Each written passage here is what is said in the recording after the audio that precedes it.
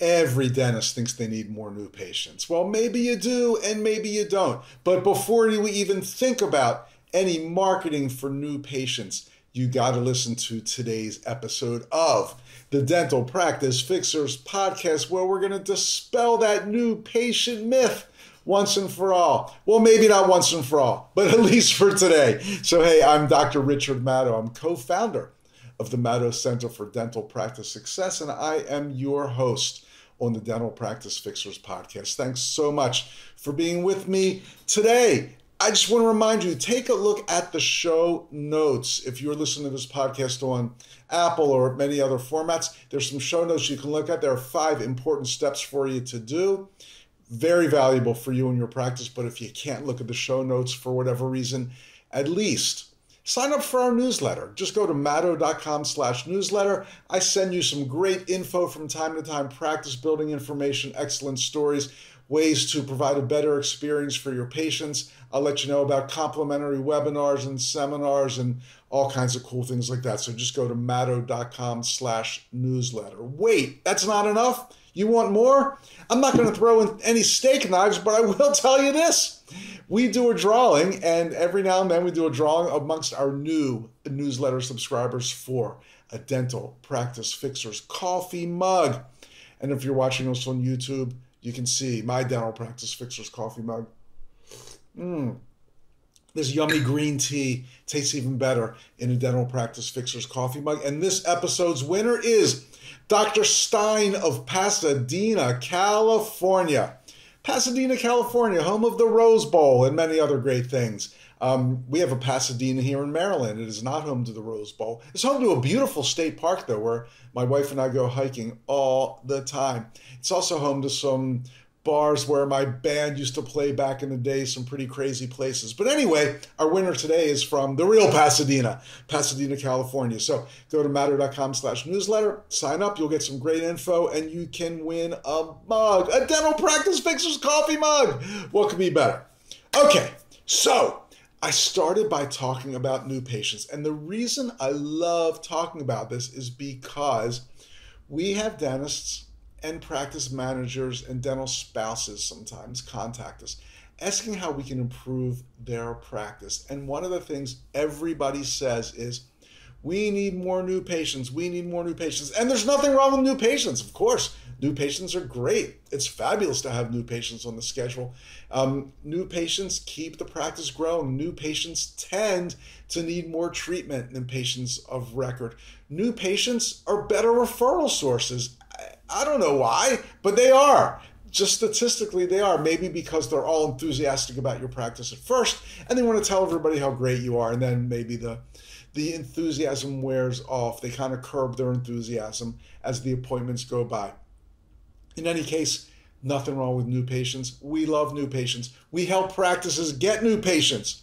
But the scary thing is, sometimes we'll look into a practice's data, and even without an analysis, we can tell that getting new patients is not going to help them. As a matter of fact, it may hurt them, because if you don't have a bunch of things in place, doing any kind of marketing, and I mean external or internal, even providing a great patient experience in the hope of getting new patients, is not going to do you a heck of a lot of good. And you may have new patients calling your practice, you may have new patients coming into your practice, but it's not helping you nearly as much as it should.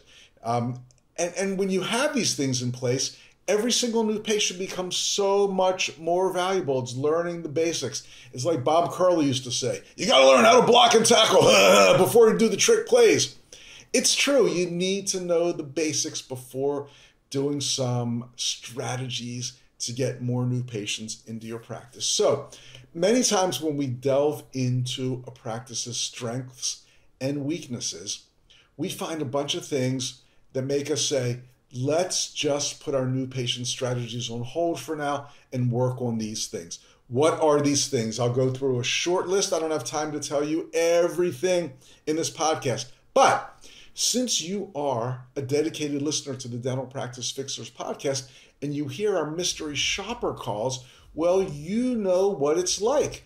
when a potential new patient calls a typical practice wanting to become a patient. I don't make these phone calls for my health, I call with questions like, do you take my insurance? Are you seeing new patients? How much is a crown? How much is a cleaning? Where are you located? Do you see kids? Do you do braces? All the typical questions that a potential new patient asks.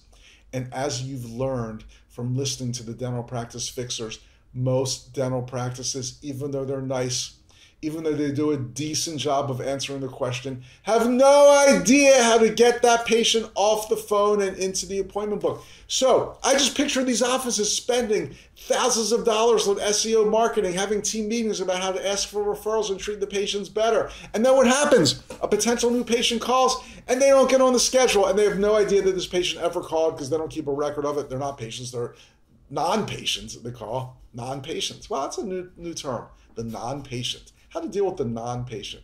I don't know, give them some Indian bread and they'll become a non-patient. I'm not sure how to deal with the non-patient. What I'm saying is, if your front desk team doesn't have the skills to get potential new patients on the schedule, what good is the whole thing? I mean, I have people complain, oh yeah, we're spending this on marketing, we're providing a great experience, we're doing this, we're doing that, and we're only getting 2 or 3 new patients a month, we're only getting 10 or 15 new patients a month. You might have 100 people calling your office and they're not being appointed. So, phone skills, phone training, absolutely important. How about with your existing patients? What's your routine like for booking the following appointment? This is typically hygiene. A patient has their 6-month, their 4-month, their 3-month preventive care visit. I know every dentist tells me, oh, we don't let a patient leave the office without being booked. But then we look at the data and we find 20%, 30%, 50% of patients are leaving hygiene without a booking. That doesn't mean you don't try, but they say, oh, I don't even know what I'm doing next week, let alone 6 months from now, or whatever, or you're not trying hard enough, or the appointments aren't being booked in the hygiene room and the hygienist is depending on a handoff that's not working well and the patient just kind of slips out the door all craftily.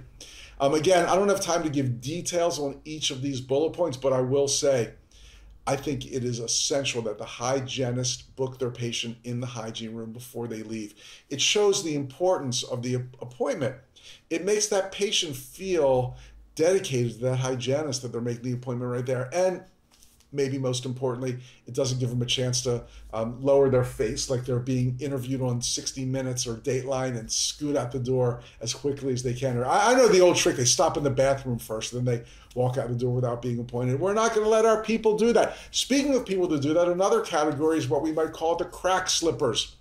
That might mean the new patients are actually coming into your office, but they're not being appointed, and for some reason they slip through the cracks and they become those 6-month, 12-month, 18-month patients, and then 18 months go by and they're no longer considered a patient of record, or whatever your standard is for that. You can call it patients who slip through the cracks, who walk out through the back door. I don't care what you call it, but it is not good to churn patients. You did something to get that patient in the practice, and then months go by and they're not your patient anymore because they put their dental care on the back burner.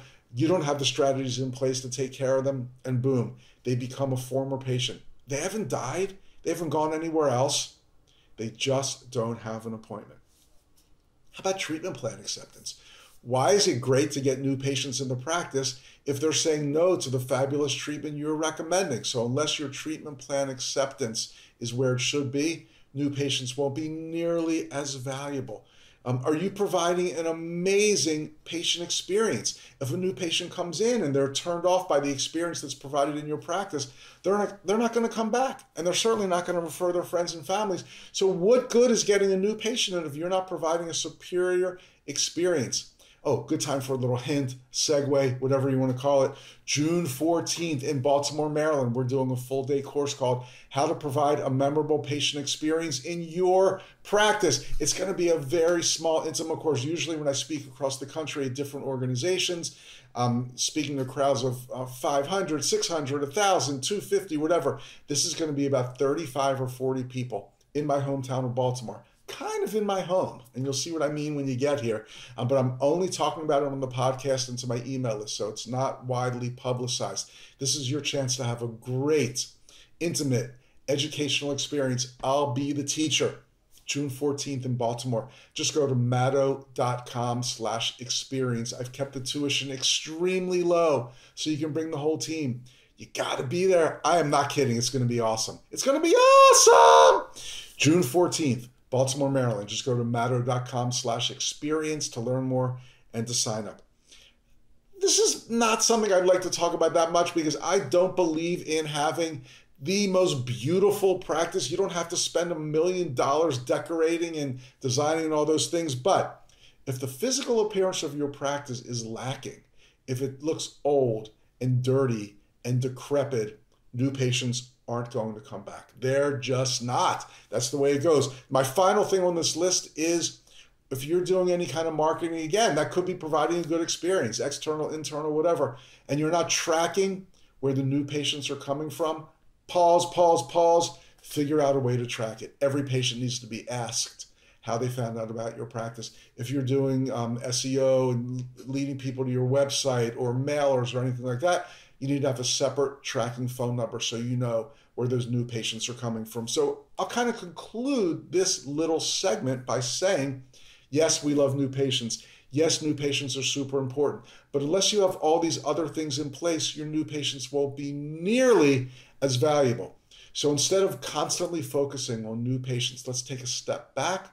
Let's get the basics in place. And then once the basics are in place, and this is what we work with most of our coaching clients on, then we can move into new patient acquisition. All right. Speaking of new patients, of course, on our mystery shopper calls, we always pose as a potential new patient. We're going to find out what happens. But first, I want to let you know, yes, I love teaching practices, great patient experience, things like how to answer the phone correctly, treatment plan acceptance, perio program, all those great things. But I also love to talk to people about lowering their overhead. And at the Matto Center, we pay the least amount possible for our credit card processing because we use Stacks. We only pay a low, flat monthly fee for our processing, not a percentage. And you should do the same. Go to matto.com/save and you'll see exactly how to do it. One phone call, then it's on autopilot month after month after month. You're saving money. So you definitely want to do that. Okay. Mystery shopper calls. This might be your favorite part of the podcast. It might be my favorite part of the podcast.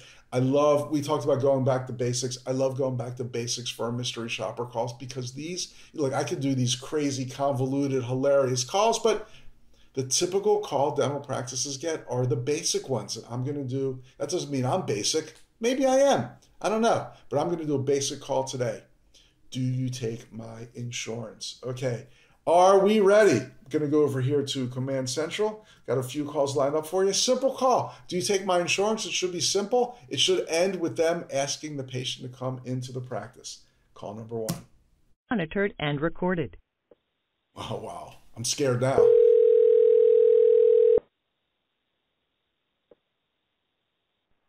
Thank you for calling, Dr. Hi, I have a question. Do you take dental insurance in your office? Yes, we do. Okay, great. Mine's called MetLife. Is that one that you would take? Yes. Okay, good. Thank you so much. You're welcome. Okay, Take care. bye. You got to be kidding me. Could she have done any less to try to get this patient in? A couple things. The way she answered the phone. Thank you for calling Dr. B. She didn't, just nothing. It just ended there. It was kind of like one of those pregnant pauses. I was a little bit uncomfortable. I didn't know if it was my turn to talk. I didn't care for that. I like it when you give your name and say, how can I help you? Or I'd be glad to help you. Or I can help you, my favorite. Whatever. She just kind of let it hang, which I thought was a bit uncomfortable. Then, yeah, she took my insurance. Okay, thank you, bye. Click. Don't you think I want to come in? I'm calling to see if you take my insurance. Don't you think that maybe I actually want to come into the practice? No attempt at all. 24 seconds. It's over. Boom. Lost or gone forever. No idea who I am. Let's try another one. I'll have another. Thank you for calling Dental Associates. If you know your party's extension, you may dial it at any time. To schedule an appointment, please press 1. If you have a question in regard to your account, please press 2. If you have a question regarding current treatment, please press 3. For any other questions or concerns, I'm going to pause this for a press 4. second. I have a feeling it's kind of like the trash can in the mailroom of my condo building, where it's got one little slot for trash. One is called recycle. One is called paper. One is called waste. But when you look in, you see they all go to the same bag. What's with these convoluted voicemail things? They're probably all answered by the same person anyway. Why are you like turning this person? I don't know. Let's keep going. Let's keep going. Concerns, please press 4. I pressed 4, I think. This call is recorded for quality and training purposes.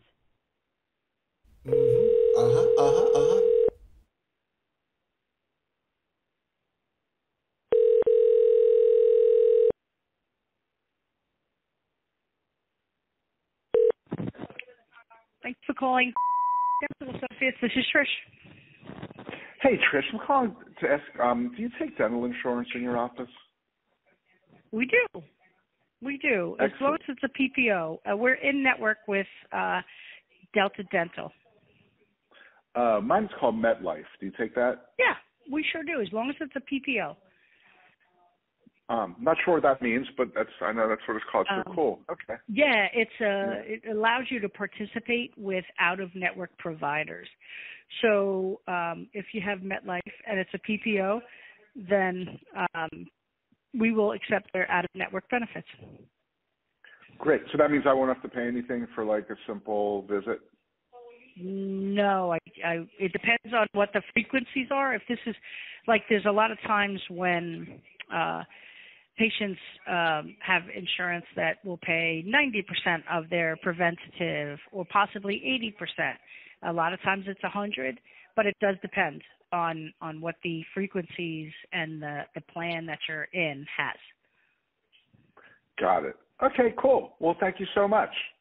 All right. Are you currently a patient? I'm not. All right. Well, we would love to hear from you and get you in to see our team here.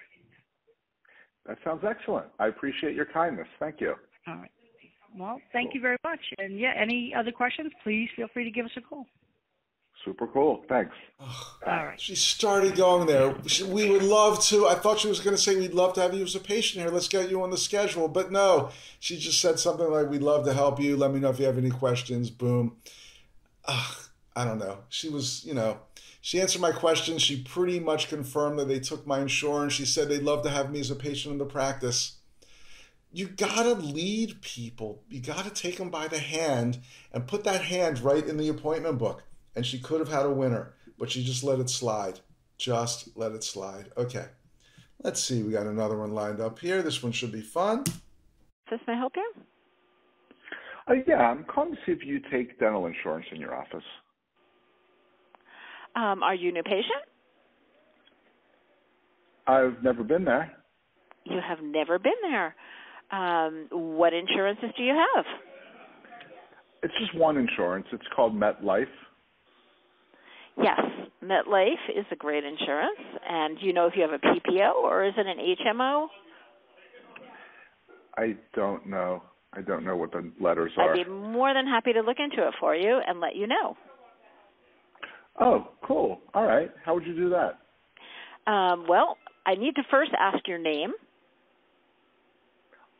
Cool. Sure. My name's Howard. Howard. And your last name, Howard? Richard. Okay. And your last name is Richard then, correct? Yeah, just like Keith. Okay. Just like Keith of the Rolling Stones, Oh, no way. Cool. But you're not Keith. Is he your brother? I'm not. He's not. He's on tour right now, but we're not related. Oh, bummer. I know. I'm going to see him this summer. Anyhow. Oh, cool. Okay. What was I going to say? What is your date of birth?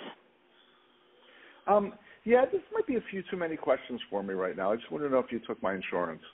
Okay. The only way for me to know that is to actually get your information, look it up, and find out what type of plan it is. It could be a PPO plan or it could be an HMO plan.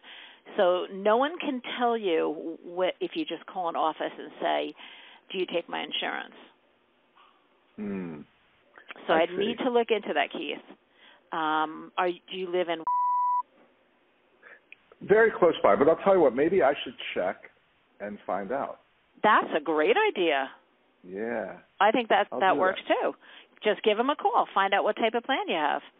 And I will. No matter what, wherever you go, you have to give your insurance card and then, fill out information about yourself. Makes sense. How'd you hear about Dr. Just did some Googling. Just from Googling, huh? Just that good old Googling. Good I got old Google, you. Yep. All right, Howard. Cool. Howard Richard, have a wonderful day. Hey, thank you so much. You too. You're welcome. She's making fun of my name there. That's actually my middle name and my first name, Howard Richard. And if you're a big Stones fan and you're thinking, hey, Keith's last name is Richards, not Richard, it actually was originally Keith Richard. And early on in the Stones' history, he changed it to Richards because everybody was calling him that anyway. Just a little music trivia here for you. I like the way she engaged me on a personal level. We're talking about the Rolling Stones. We're kind of joking around. She had a great enthusiasm level. And yes, she's right. You can't check somebody's insurance without that information. Nevertheless, I think she could have made the appointment and scheduled a time to check the insurance, or just say, bring your insurance card when you come in. If it's a PPO, we take it. Something a little better than what she did, which was just letting me off the hook without making an appointment. Again, she was very friendly. She was kind. She gave accurate information. I liked her, but I think she still could have had a little more effort in getting me on the appointment book. Okay, we've got one more call for you today. But before we do that call, a bunch of people ask me, like, how do you select these practices to call? What is your selection process? I got to say, I don't know. My team gives me a bunch of offices to call. Now, they used to kind of, I think, pick practices with like bad reviews or horrible websites or whatever. And we really found little correlation between that and their ability to answer the phone well. It seems like it doesn't matter if you have a great website, poor website, good reviews, bad reviews. Most practices fail when it comes to trying to get a potential new patient on the phone. And even the practices that do well, there didn't seem to be a correlation between their reviews and websites and marketing efforts and things of that nature. But someone in my office said, hey, I'm giving you this office to call, but you just got to read this Yelp review. And I'll read this Yelp review out loud to you. I just thought this was unbelievable. I won't give the name of the office, so just say, and then we'll call this office, see what happens. It says, Blank Dental is like going to a medieval torture chamber. I went on Monday and waited for an hour and a half. After this time, they took me back into their dirty office and took an x-ray. They sent me back up front to wait some more. After finally calling me into the exam room with the equipment from the year one and dust on top of it and dust bunnies in the corners, the dentist, also known as Satan, comes in. Does not introduce herself, proceeds to tell me that I should save this tooth without looking at it and do a root canal. Long story short, I agree to the root canal. She shoots in the Novocaine like she is stabbing a vampire, which sends me 5 feet out of the chair, then leaves me there for 5 minutes, comes back, proceeds to start the root canal. I felt everything. Told her how much pain I was in, and she ignored me. She slapped some temp on top and told me to make an appointment to finish the procedure. I went to the front. The receptionist said the next available appointment was in a month. Then I told the receptionist I was in a lot of pain. She said that was normal. She took $100 for my torture, gave me a credit card receipt, and sent me on my way. No aftercare instructions, no antibiotic, no pain meds, nothing. I went home hysterically crying and continued crying for 2 hours. I called several times and they kept telling me it was normal. I called the next morning. They said they would contact Satan, the dentist, and get back to me. Never called back. I wouldn't recommend this office to Hitler. Oh man, that is a review of reviews. First of all, we know the patients are probably not telling their stories accurately in the reviews. They're probably exaggerated or downright wrong. But if this is even 20% accurate, and I saw this, they showed me this practice has a bunch of reviews like this. Come on, practice. Take a look within. You're doing things like this. Everybody commented on how dirty the office was, how the dentist had no personality. You got to make some changes. So again, you can't believe everything you read in reviews, but if you consistently get reviews that are even close to this, do things to remedy this. Get good reviews and bury this one. Whatever. This was just crazy. So I couldn't wait to call this office. And I did. And here's the call. If you're calling regarding our New Jersey location, please press 1. If you are calling about our New York location, please press 2. For dental billing questions, please press 3. For information regarding our sleep apnea or myofunctional therapy service.